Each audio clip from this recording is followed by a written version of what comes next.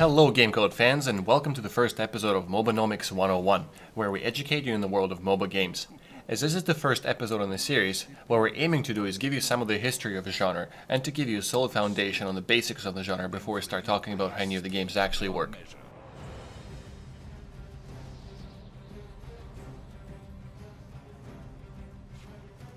The word MOBA stands for Multiplayer Online Battle Arena, a name which was given to these games as they play very differently from the real-time strategy or RTS titles from which they originated, think StarCraft and Warcraft.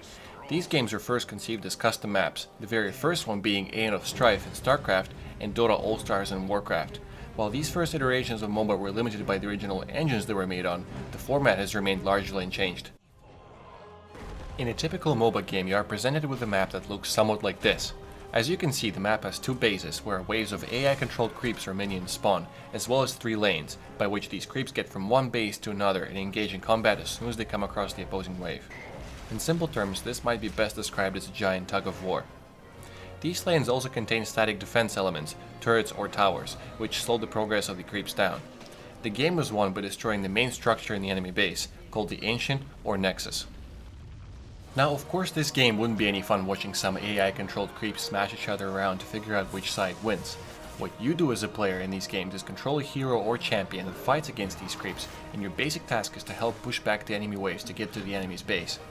Each MOBA game has its own set of heroes or champions with unique abilities that help your team complete its objective. These heroes that you pick at the beginning of every match level throughout the game by killing these creeps that I already mentioned, or the opposing players. As your hero levels, you gain access to more powerful skills and abilities. You also gain gold or some other form of currency for better items for your hero or champion. I will go into more details about this in the future episodes. Most MOBA games approach the hero character in the same way, in that you are given 3 skills and an ultimate ability. Your hero skills are either passive, meaning they happen all the time, such as an aura that helps gain additional attack speed, or active, meaning that you will need to press a certain button to perform whatever the action is. For example, a fireball that deals damage and stuns a target. The ultimate abilities typically have the longest cooldown and are the most sought after and can really throw a battle one way or another if used correctly. Alright, so we have a plan of getting to the enemy's base. We know we have a unique hero that has abilities to consider and items to purchase, so it seems like we're ready to go. And that's exactly where we meet the hardest part of any MOBA game. This is a team game, and typically the game is played 5 on 5, with different heroes occupying different areas of the map and moving about to help secure kills, defend your lanes and base, and advance into the enemy's territory. This is where the complexity of a MOBA comes in, and if you've never seen it before, it can be pretty damn intimidating, regardless of your MOBA of choice. Thankfully, not all of MOBA is super hard and challenging. There are some things that make the game a little easier to start off and understand. Mainly, the heroes really exist as types, and while each individual hero is fairly distinct from one another, they usually boil down into a handful of categories. One of the ways that makes approaching the game a little easier is not to think about the hero so much, but rather what role you're playing. One of the more beginner-friendly roles is that of a support. A support hero's role is primarily just that, helping your team excel at their roles.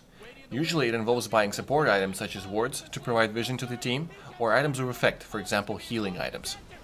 This type of heroes is not as money dependent as others, and if your support performs poorly in a game, it is typically less noticeable than any other role when you're first starting out.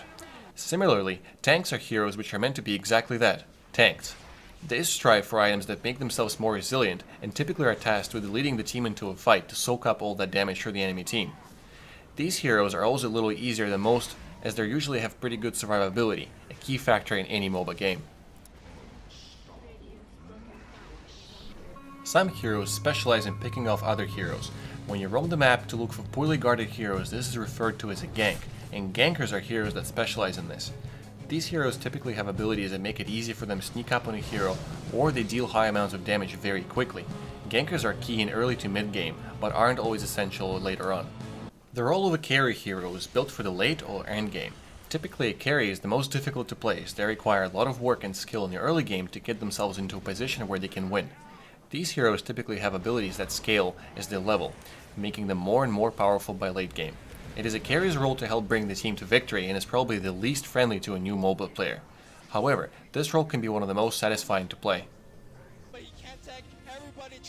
Now this is painting in very broad strokes, however the aim here is to give you an idea of what you're in for. With this info out of the way, we are now able to speak to you about some of the specifics of each MOBA game that we will cover. Join us next week as we take a starting look at the big three: League of Legends, Dota 2, and Heroes of Newerth. In addition, we're going to be joined by Blake Seymour, Vice President of Dalhousie Esports Society, who will share with us his knowledge and expertise in the MOBA genre. Until next time, class dismissed.